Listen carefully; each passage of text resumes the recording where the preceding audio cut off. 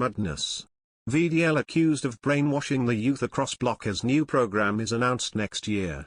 Ursula von der Leyen has been accused of brainwashing young people across the Bloc following the announcement of a new program.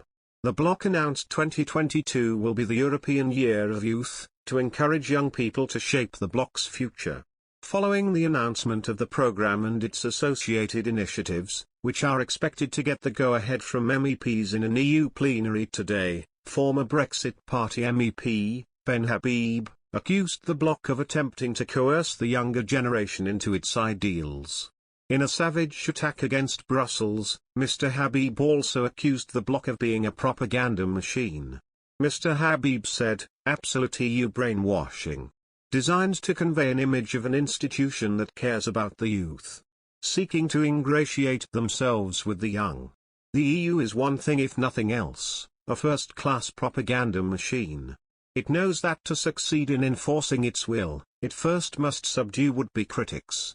The truth matters not, only the narrative." The initiatives developed under the European Year of Youth will give young Europeans the opportunity to gain knowledge, skills and to strengthen their engagement in the Bloc's future. It will also be underpinned by four main objectives: to renew the positive perspectives for young people, to make them more active and engaged young citizens, to mainstream youth policy, and to acquire a better understanding of, and actively promote the various opportunities available to them. Vice President for Promoting Our European Way of Life, Margaritis Schinas said, "This agreement is a key building block in our policy for the youth. The budget dedicated to this European year will support our flagship actions. With 2022 European Year of Youth, we are supporting young Europeans to defend and promote freedom, values, opportunities and solidarity. We owe it to the generations who suffered most in the pandemic and now need to take back their lives." Commissioner for Innovation, Research, Culture, Education, and Youth, Maria Gabriel said, "I thank the co-legislators for having found an agreement on the European Year of Youth in a record time. We all understand the importance of putting young people in the spotlight and celebrate their resilience after 2 very challenging years. I invite all young Europeans to participate in the numerous engagements, initiatives and actions that we will launch as from January 2022.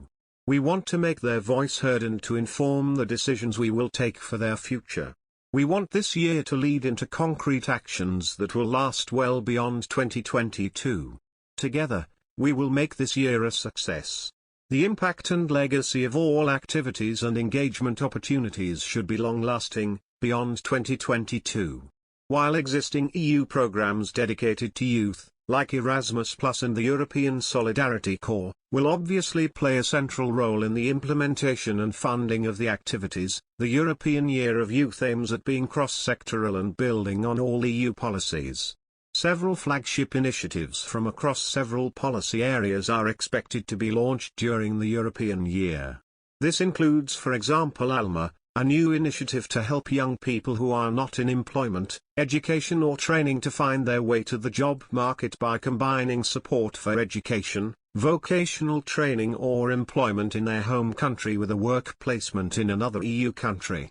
The European Year of Youth will also go hand in hand with Next Generation EU, which reopens perspectives for young people, including quality jobs and education and training opportunities for the Europe of the future, and supports young people's participation in society. The Commission has invited Member States to appoint national coordinators for organizing national participation. The political agreement is now subject to formal approval by the EU Parliament and Council. The year will also be linked Conference on the Future of Europe, where young people play a pivotal role. 1/3 of each of the European citizens' panels is made up of young people, from 16 to 25 years, and an equal proportion of young people are among the panel ambassadors, who relay recommendations to conference plenaries and discuss with MEPs, national politicians, commissioners, and other plenary members from EU bodies and civil society. The President of the European Youth Forum is also a member of the conference plenary. It is planned to be launched in January as the French presidency begins. By the end of 2023, the Commission will submit a report on the implementation, results and overall assessment of the initiatives, which shall also include ideas for further common endeavours in the field of youth to cement the legacy of the year.